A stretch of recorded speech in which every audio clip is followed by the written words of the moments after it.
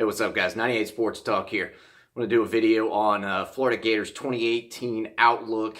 Dan Mullen's coming in as a new head coach. I just did a video on him a day ago talking about, how he's just, every time I see him speaking in public, he seems to be talking about, scoring points or winning championships or, this or that. He just seems to be raising expectations even more in Florida. I don't think that's a very good idea. I don't see Nick Saban or Urban Meyer or Kirby Smart or any other, top coaches talking about winning championships or, doing anything like that. I just question, really what he's doing there. And he just seems to be, raising expectations, which, I think Florida fans are going to be disappointed next year, to be honest. I don't, because I don't think they'll compete for the East title next year. And obviously, if you're not competing for the East title, you're not gonna be in the SEC championship hunt or the playoff hunt. So I just, again, I don't know what Mullen is doing.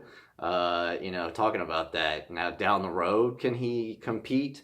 Possibly. I think Florida's going to be playing third fiddle, though, to be honest. I think it's going to be Georgia number one, followed by Tennessee close, I think.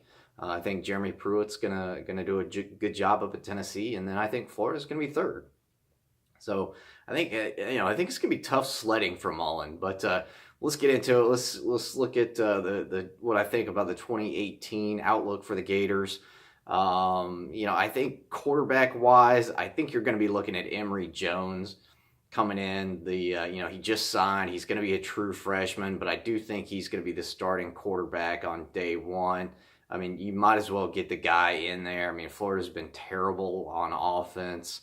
And you might as well, you might as well give it to the true freshman and see what he can do. He's obviously a dual threat guy. He's the quarterback that Mullen went out and picked. He flipped him he was an Ohio State commit and got him to commit to the Gators down there. So I think he is going to give him every opportunity to start down in Gainesville. I don't see why not. I mean, again, he's a freshman. And I think it'll help Mullen, to be honest, if he's starting a true freshman. It'll give him an excuse as to why, Gators might not perform up to expectations too. Plus, another reason to start a freshman at quarterback is they've got time to grow and learn, and he's got 3 or 4 years to become a good quarterback. So I think it's a win-win for Mullen. And if Emory Jones is halfway decent there, coming into the spring game and shows a little bit of progress, I think he's definitely going to be the starting quarterback. So Gator fans will have a freshman quarterback to cheer for next season. Defense should be improved. Offense obviously should be improved too. I don't see how they could be any worse. That was one of the worst 2017 seasons the Gators have had in a long time. So they should be improved. But again, I don't see them competing for the East title. Some people in Florida might disagree with me, but I just don't see it. Looking at the Gators' schedule, 2 key dates are going to come early. I think they go on the road to Knoxville, if I remember correctly, and then they've got Mississippi State. Those are going to be kind of 2 swing games to me. Those are 2 games that, that Florida could win both of those games. Florida could lose both of those games. So that, when you look at how Florida's season's going to go, I think those 2 games will tell us right up front. And I think the Tennessee game is end of September, something like September 22nd, if I'm not mistaken. So we'll know what kind of team Florida is going to be after they've played Tennessee and Mississippi State. Tennessee should be a decent team. I think they'll play hard. I don't think they'll win the East, but I do think they'll be a decent team, and that should be a good game when the Vols and Gators hook up there. And then Mississippi State is probably going to be a top 15, top 20 team. So we'll also we'll find out more about, how the Gators look when that game gets played as well. But as far as the rest of the season goes and a prediction, a record prediction, I'm going to say 7-5 or 6-6. Obviously that's an improvement over last season, but clearly not where the Gators fans want to be.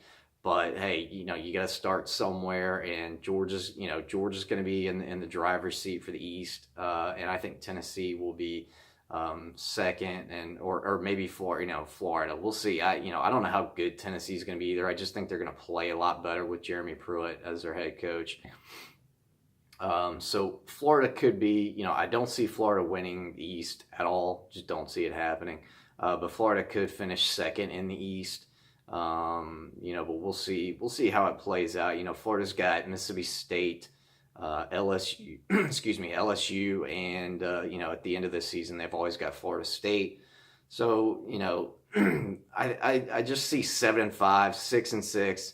Let me know what you guys think, though. You guys think that Florida can actually compete for the East title with Georgia? Georgia does lose a lot of players on their defense, and Sony Michel and Nick Chubb, running backs, even though they've got plenty of running backs behind those two. But, let me know what you guys think. Can Florida compete for an East title this year? Or will they be, like I'm predicting, 7-5 at best, or maybe 6-6, something like that? If you haven't subbed, please do so right here, and I'll see you guys in the next video.